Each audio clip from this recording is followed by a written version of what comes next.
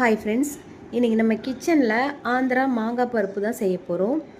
இது செய்யலை, நான் செஞ்ச தப்பை மட்டும் நீங்கள் செஞ்சிடாதீங்க. அது என்னன்னு நான் சொல்கிறேன். அதுக்கு குக்கரில் 150 கிராம் அளவுக்கு ஊற வச்ச துவரம் பருப்பு சேர்த்துக்கிறேன்.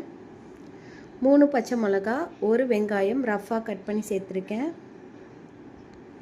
1 டீஸ்பூன் மஞ்சள் தூள், 1 teaspoon chilli powder, 1 cup cut பண்ண மாங்காய், இது எல்லாத்தையும் சேர்த்து நல்லா 5 விசில் வச்சு வேக வச்சுக்கலாம்.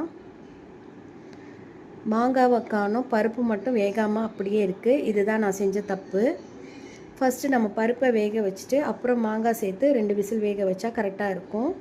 நான் திரும்பவும் 5-6 விசில் வச்சு வேக வச்சுருக்கேன், அப்போ தான் வெந்திருக்கு. இப்போ தாளிக்கிறதுக்கு கடாயில் 3 டேபிள் ஸ்பூன் ஆயில் சேர்த்துக்கிறேன். எண்ணெய் நல்லா சூடானதுக்கப்புறம் கடுகு, சீரகம், கருவேப்பிலை, தட்டி வச்ச பூண்டு, பெருங்காயத்தூள் இதெல்லாம் நல்லா பொரிஞ்சு வந்ததுக்கப்புறம் 1/2 டீஸ்பூன் மஞ்சள் தூள் சேர்த்துட்டு வேக வச்ச மாங்காய் பருப்பு சேர்த்துக்கலாம்.